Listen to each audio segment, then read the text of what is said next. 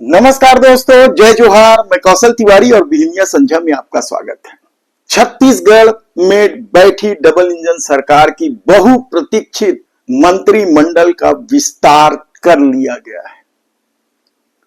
जो तीन चेहरे सामने लाए गए हैं, राजेश अग्रवाल, खुशवंत साहिब और गजेंद्र यादव, ये तीनों चेहरे क्या मुख्यमंत्री विष्णुदेव साय के पसंदीदा चेहरे हैं या फिर ओपी चौधरी सुपर सीएम के पसंदीदा चेहरे हैं या फिर कहीं और से आया है? एक एक तार हम समय समय आपके सामने खोलते रहेंगे। मंत्रिमंडल से किसे फायदा हुआ, किसे नुकसान हुआ, किसके राजनीतिक भविष्य पर प्रश्न चिन्ह लग गया है, ये सब हम बताएं उससे पहले यदि आपने हमारे चैनल को सब्सक्राइब नहीं किया है तो प्लीज सब्सक्राइब कर लीजिए, बेल आइकन का बटन भी दबा दीजिए और आजकल नया हाइप का एक बटन यूट्यूब ने देना शुरू किया है, उसे भी आप दबा सकते हैं।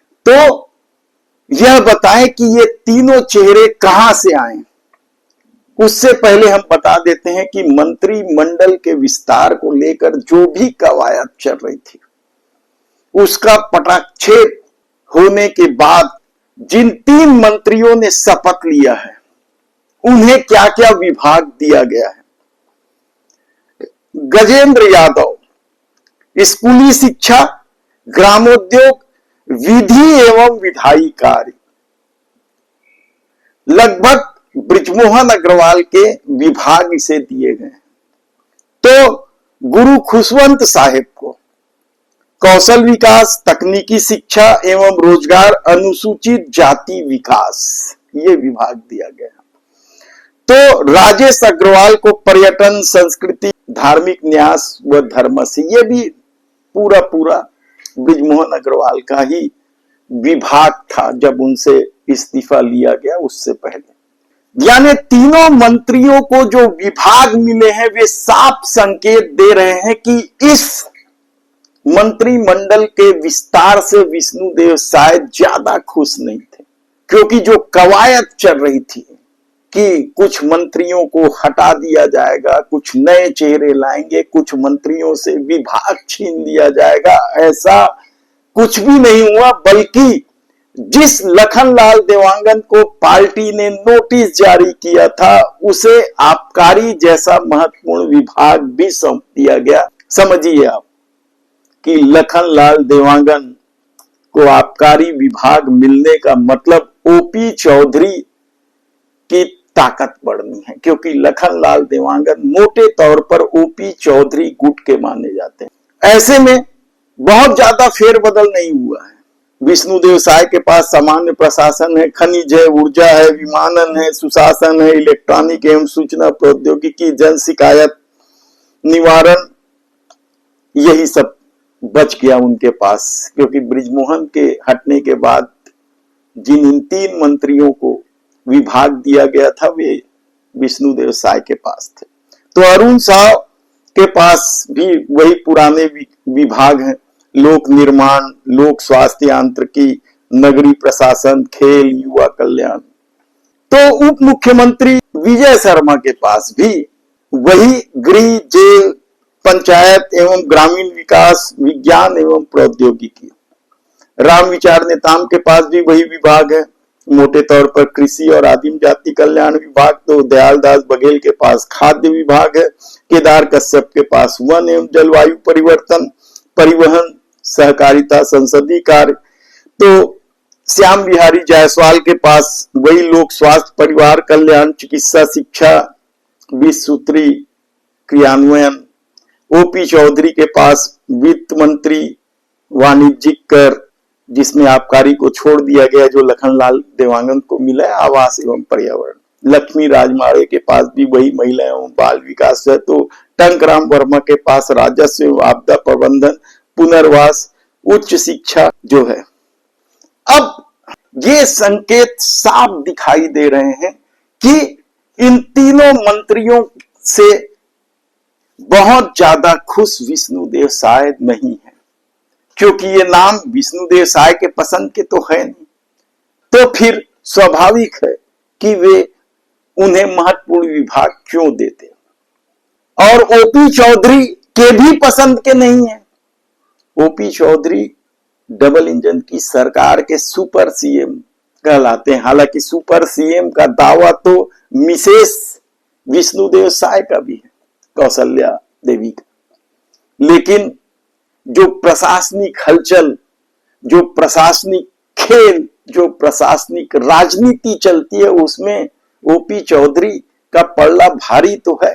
भले उनका कद छोटा करने की कई कोशिश हुई, कई विभागों में फेरबदल करके, कलेक्टर बदल के, एसपी बदल के, लेकिन ओपी चौधरी का रुतबा अब भी कायम है। तब सबसे बड़ा सवाल यह है कि ये तीनों मंत्री किनकी पसंद से मंत्री बने, जबकि डॉक्टर रमन सिंह तो पूरी ताकत राजेश मूणत पर लगा दिए थे। कहा जाता है कि भले ही उनका दिल्ली दौरा निमंत्रण के नाम पे हो, लेकिन हकीकत तो यह है कि वे आखिरी ताकत लगाने के लिए दिल्ली गए थे, राजेश मूणत के लिए। तो अजय चंद्राकर का कोई ऐसा प्रभाव नहीं था। रमेश बैस चाहते तो कर सकते थे, लेकिन रमेश बैस इन सब बातों में कभी नहीं रहते। तब सिर्फ पिता के भरोसे मंत्री बनने की बेचैनी जिस कदर अमर अग्रवाल में थी, उनका भी नाम नहीं रहा। और बाकी नाम तो बस यूं ही थे, जो खुशामद से बन सकते थे, चापलूसी से बन सकते थे, लेकिन वे चेहरे तब बनते जब विष्णुदेव साय या ओपी चौधरी की चलती। तो फिर सवाल वहीं आकर खड़ा हो जाता है कि क्या ये तीनों चेहरे संघ की राजनीति का हिस्सा था? यकीनन, क्योंकि तीनों ने बड़े लोगों को हराया था। जो छत्तीसगढ़ की राजनीति में बड़े चेहरे थे, टीएस बाबा, अरुण ओरा, डॉक्टर शिव कुमार डहरिया, ये बड़े चेहरे माने जाते हैं। ये तीनों उन्हीं को हराए थे। तो क्या सिर्फ बड़े चेहरे हराए थे इसलिए उन्हें मंत्री बना दिया गया? नहीं, ये वजह भी नहीं।